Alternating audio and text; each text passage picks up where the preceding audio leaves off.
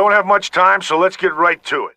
Well folks, I said in my last video that I Saw number 2 would be covered next, but here I am before you even much earlier than I anticipated. I was contacted by writer L.A. Keim on Reddit asking if I would be willing to read and review his comic, Roundhouse Hooligans, published by his indie company, Freefall Comics. Now that I've given it a read, I'll let you know my feelings on the artwork, story, plot structure, and characters.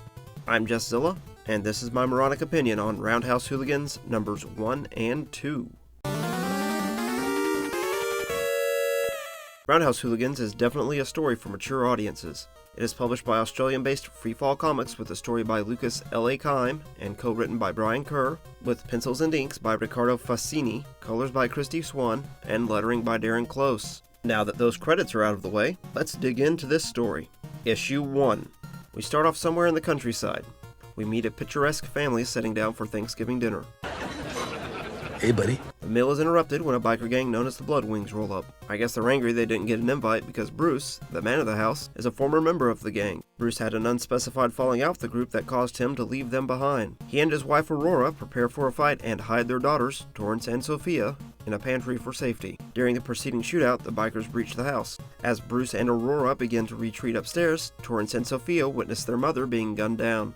It was at this moment that Torrance decided that she would spend the rest of her life fighting the evil that took her mother's life, and she would use fear as a weapon against those who would prey against the fearful. Not really, but anyways. After a nightmare sequence too spicy for YouTube, stemming from her childhood trauma, we flash forward to the present and see a grown Torrance who reveals life has been rough since that night. We are next introduced to two of her roommates, Duke and Violet, as they are, making super special adult hugs with one another in a scene that is also too spicy for YouTube. After the festivities between Duke and Violet have ended, we learn from a conversation between Torrance and Duke that the pair of sisters have been separated for some time, and Torrance has been searching for Sophia. The pair then meet up with the trilby-wearing Samson. The trio then all pile in a truck and drive out into the countryside. During this scene, we learn that Sophia was kidnapped from her foster home, and the gang pulls up to a farmhouse where an informant said Sophia is being held. The group agree that no matter what, they are not leaving unless Sophia is with them, and they prepare for a fight only to find the farmhouse empty when they enter. They then split up to search for clues to where Sophia might be now. Torrance and Duke find evidence that Sophia was indeed in the house recently. Meanwhile, Samson enters the kitchen and examines some photos with some disturbing content. He also is horrified by footage he finds on a camcorder. Turn it off. Turn it off! Turn it off! It's enough to make anyone's blood run cold. A mysterious figure appears and shoots Samson. Torrance and Duke find Samson bleeding out on the floor, and we see what might be a snuff film playing on the camera. Issue 2. Samson's attacker takes a shot at Torrance and Duke. Duke goes in pursuit of the gunman, while the injured Samson is tended to by Torrance. Ah, that's woman's work! Ain't that right, fellas? Samson gives Torrance the camera and urges, Go on without me. Just go. A good soldier never leaves a man behind.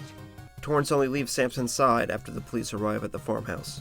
Torrance meets back up with Duke, and they pursue the gunman through the woods behind the farmhouse. The cops sweep the house and find Samson is barely alive and the photos he found before moving to search the forest. Torrance and Duke catch the gunman and begin interrogating him about Sophia's location. The gunman has no idea who Sophia is, but directs the duo to a nearby cellar where they might find who they are looking for. He tells the pair that they are getting involved in something big and that reaches high above any of them. Torrance then uses Duke's bat to knock out the gunman. Torrance enters the cellar while Duke keeps watch for the police. After a PTSD episode, Torrance hears a call for help further down the corridor. The police find the injured gunman and he directs them towards the cellar as he's detained for questioning. After what Torrance did to him, you'd think he wouldn't be chewing for the next couple months and talking like, "Oh sure, she went that way." When the police arrive at the cellar, Torrance and Duke are nowhere to be found. The lady cop we've seen a few times in this issue enters the cellar to investigate and finds several caged children. She then begins to release them. We then go back to Torrance, Duke, and the now recovered Sophia as they head back home, and they make a vow to always stick together. I'm going to give full transparency here before getting into this review. I was given the PDF files for both of these issues for free by writer L.A. Keim. I also gave him my review notes ahead of this video's release, but neither he nor anyone else on his team have had any say in the opinions I express in this video going forward. This story has its flaws, but I think it's alright, and I'll let you know the good and bad of it. Starting off with the artwork, I'll say that after doing a quick flip through of the PDF when I first got it, I probably would have bought this book if I flipped through a physical copy at a shop. The art has this rough feel to it, and I really like the visuals of the nightmare sequence in the opening, but unfortunately, I cannot share half of the images of that sequence uncensored on YouTube. However, after getting a better look at the art during my read-through, I found some places that had some really wonky looking faces. But I can forgive this one. It gave me a good laugh, even if that wasn't the intent. These moments are nothing that would keep me from recommending these books to anyone though, because I've seen plenty of wonky or downright bad art from artists I admire. Issue number 1 of Roundhouse Hooligans is 34 pages, and issue number 2 is 38. The two combined have a total of 58 pages of story.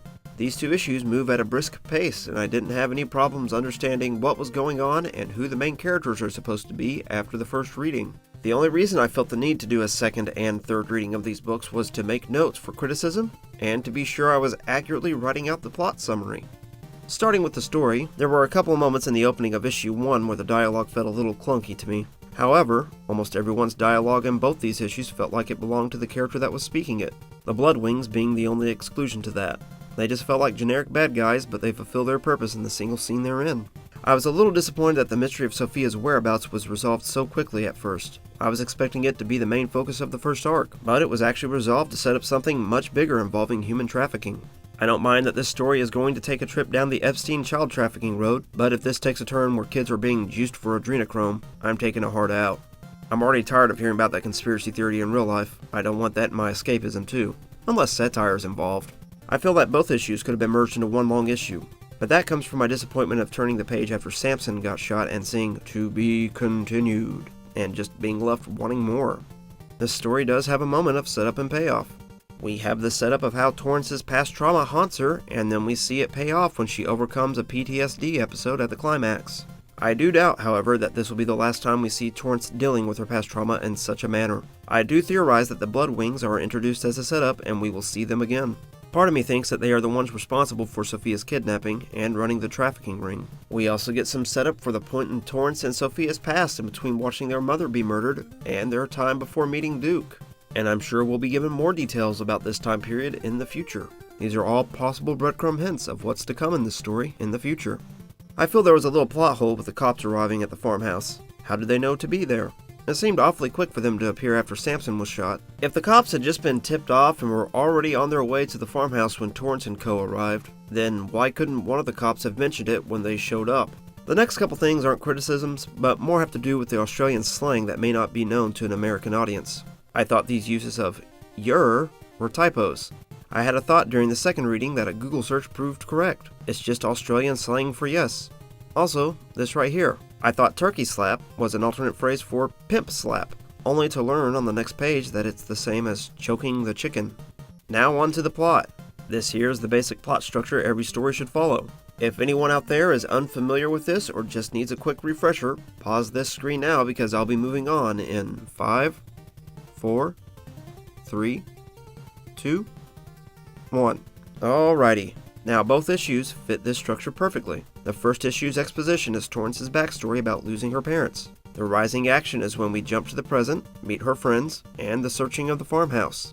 The issue climaxes with the moment Samson is shot. The falling action and resolution are the moment where Torrance and Duke find him. The ending of this issue is abrupt, but it's no different when a TV show climaxes and immediately cuts to the much-hated title card of "To Be Continued." Issue 2's exposition is when Duke begins his chase after the gunman, Torrance is given the camera by Samson, and the arrival of the police at the farmhouse.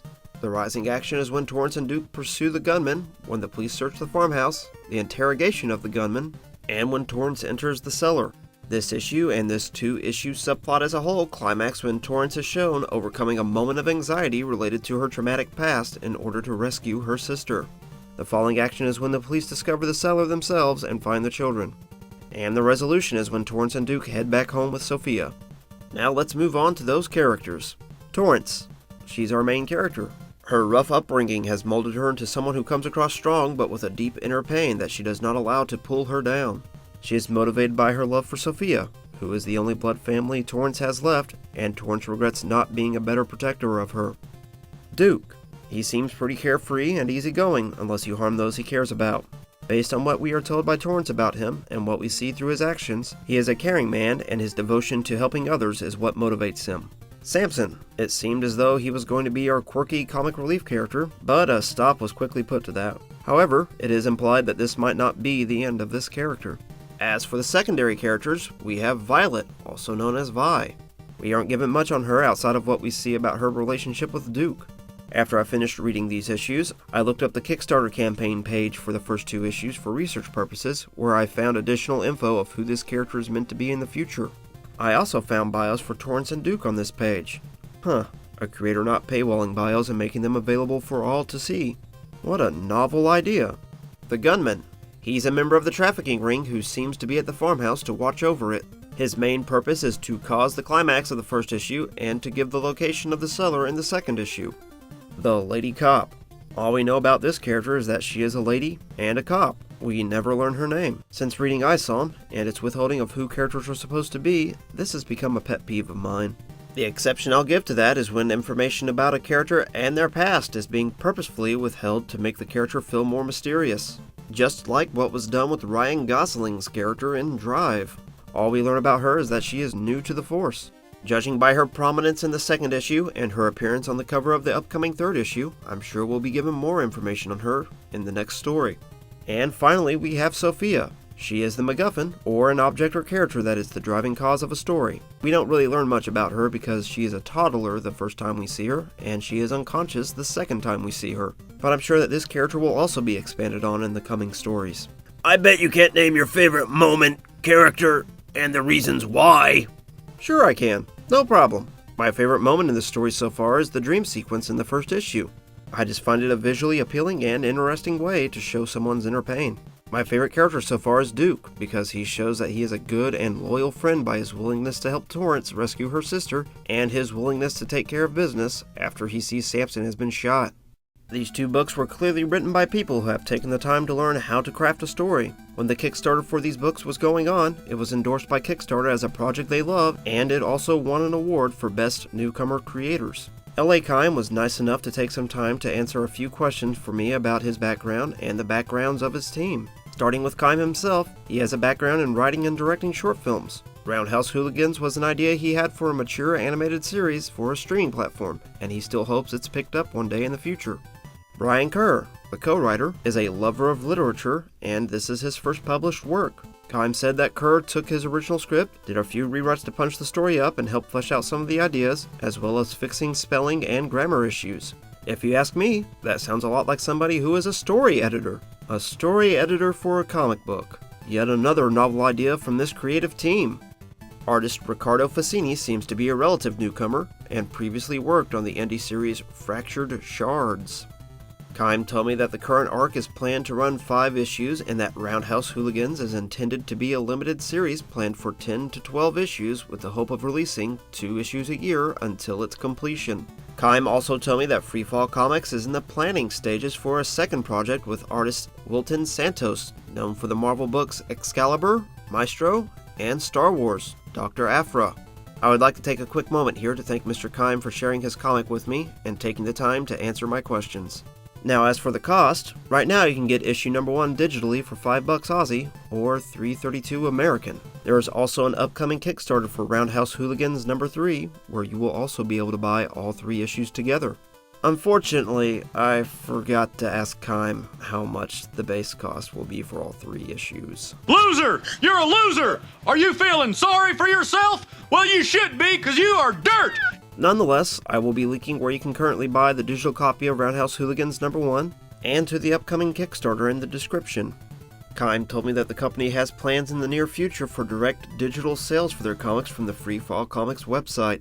Unfortunately, there are currently issues with the site that are being worked on, but I will update the video description with a link to the online shop when those problems are resolved.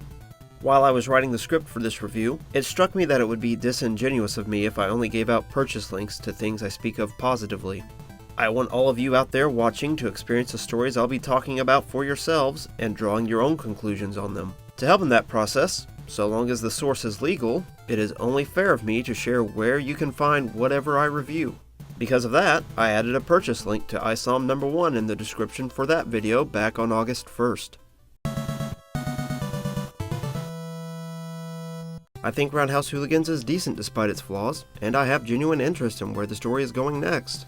Reading these first 2 issues wasn't a bad way to spend 15 or 20 minutes. The story thus far I'll give a 3 out of 5, and I'll be giving to the Kickstarter for the 3rd issue when it opens, and the target shipping date for that would be in 2024. With what I've seen so far, I'll more than likely follow this series to its conclusion. Keim's reaching out has inspired me to help other indie creators who want eyes on their projects, even if I currently do have a very limited reach. I've decided to be open to reviewing movies and comic books by indie creators who reach out to me. If there are any out there watching, just DM me with a brief summary of your project, and I'll give it a look if it interests me. If I choose to cover your project, all I ask in return is that you send me a copy, send me a link to share where it is available for purchase, and that you do not censor my opinions for the review.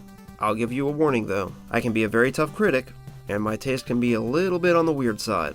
No matter my thoughts on it though, good or bad, I'll tell my audience where your work can be found. Well, that covers it for Roundhouse Hooligans. I promise that my review for ISOM 2 will be coming soon. Unfortunately, as of my recording of this video, my pre-order copy has yet to ship. Once I have that book in hand, I'll have that review out as fast as my work and personal life permit.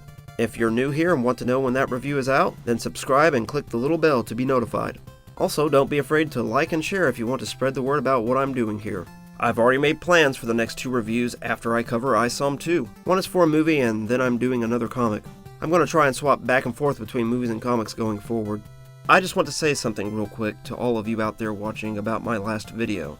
I want to thank all of you out there for your kind words, your hatred, and your viewership. That video turned out to be far more viewed than I ever expected that it would be for a new channel by a nobody like me. I'd like to give the biggest of thank yous to Vito Giswaldi for his unexpected sharing of that video on Twitter. God bless all of you. In closing, I encourage all of you out there to go out and develop your own opinions and not blindly follow a chosen group or my word alone. I'm Justzilla, and this has been my moronic opinion. Thank you for your time.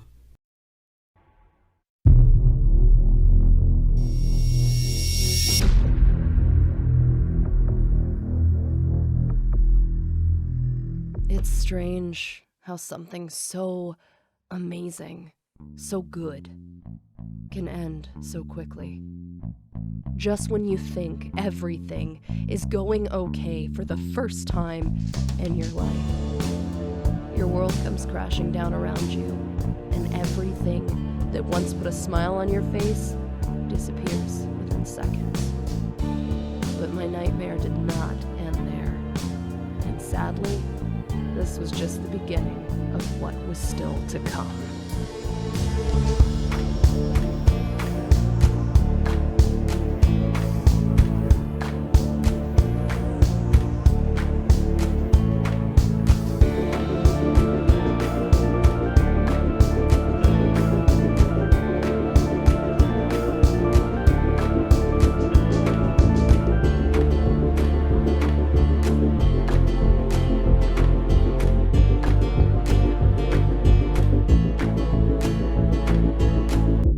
Thank you.